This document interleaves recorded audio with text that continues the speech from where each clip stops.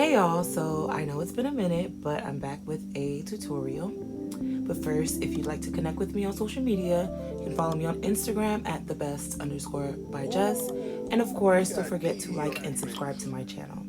So let's get into it, guys. Alright, so it's been a minute, but I'm back with a tutorial. This wig is a revamp. I added some ash tone highlights to a wig that I had, I guess it's from about 2017, maybe newer, maybe a little older. I don't know. It's about 5 years old, and I decided let's give it a new look.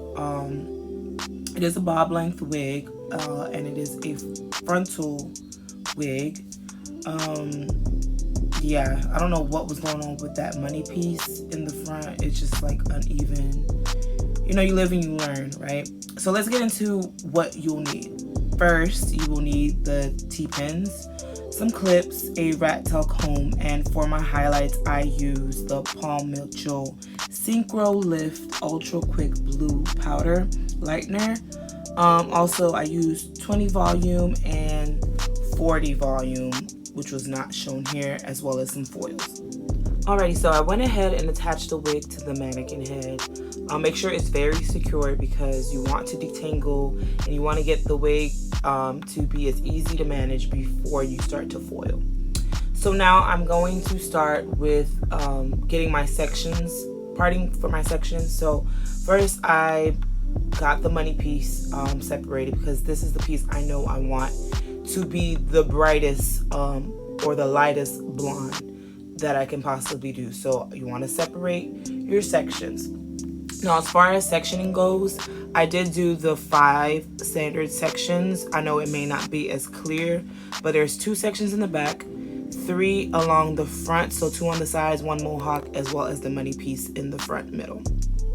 So guys, please, please, please bear with me. I don't know what I was going through. I guess I was just so passionate and adamant about getting this wig done.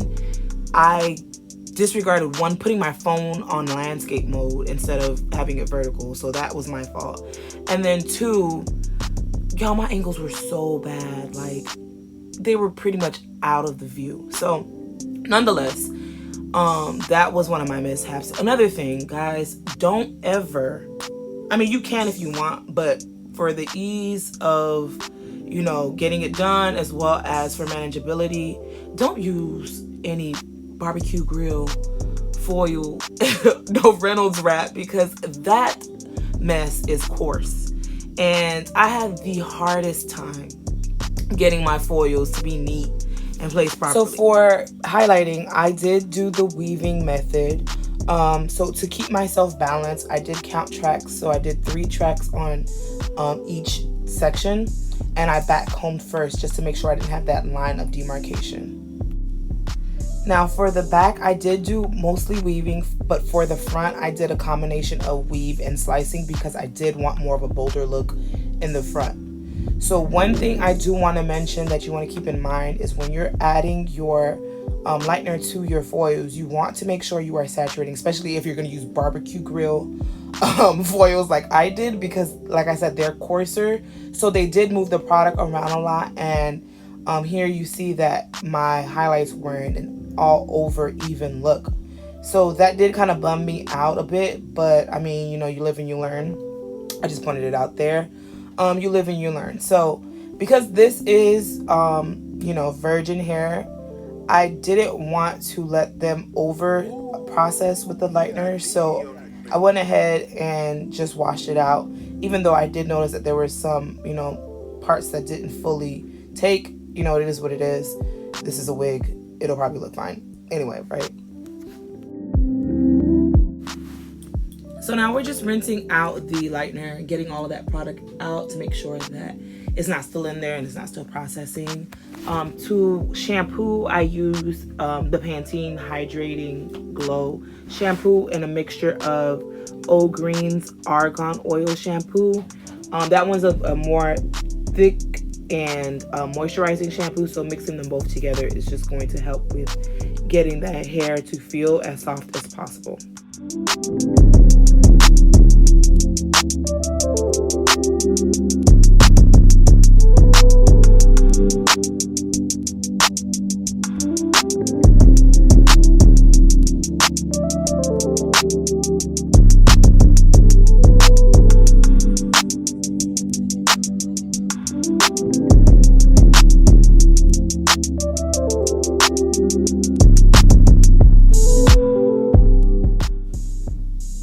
Now that the product is fully rinsed out, I can see how the highlights look, and I know I definitely will need to tone.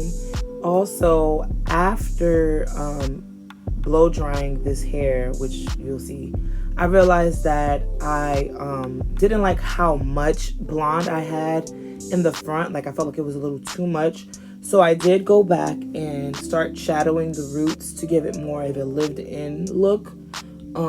It just was too much blonde, and I kind of wanted to look more blended and old. So I went in with the Kiss colors. That's all I had, so I just went in and started my shadow root with that.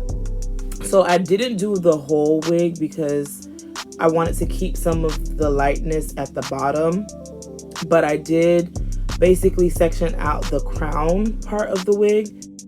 So if you notice, I sectioned off the top middle of the back 2 panels and then the top middle of the front panel.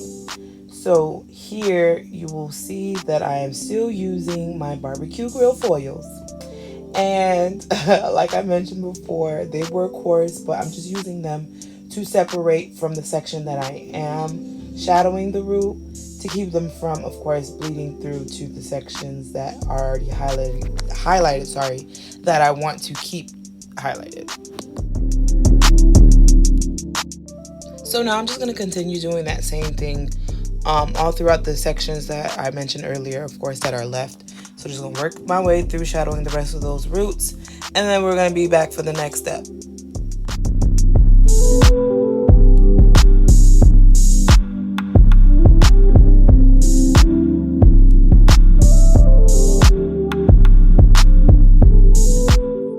Now that I'm done applying all of the dark brown to the roots, I have let them sat and process for about 25 minutes, and that counts for the time that it was applied. And I'm going to tone with the Revlon Colorsilk in medium ash blonde. Y'all, my nails look so bad.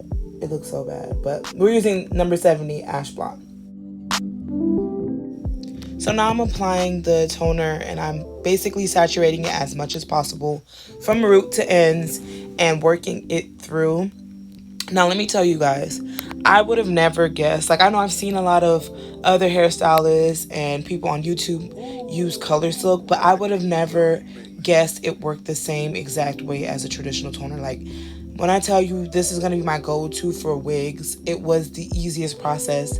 And I only had it sit in for about, I want to say 10 to 12 minutes. And it completely toned the warmth of the highlights. And it gave it this nice, neutral, but almost cool tone. You'll see when I blow dry it. But from the hair just being damp, of course, I use the Shimmer lights. Yeah, I'm still using my Shimmer lights, but I use my Shimmer lights purple shampoo on this. But it definitely did help to neutralize the tone, and it gave it this beautiful like ash but like neutral tone. Like, I really love the results, and I love how the shadow roots kind of came in and took away some of like that bold look that I had going on prior to shadowing the roots. So I'm definitely happy with the results. This is it just blown out. I'm gonna always use my round brush because I just like how it helps to blow out the hair and not have it look as frizzy as normally blow drying the hair would look. So here are my results.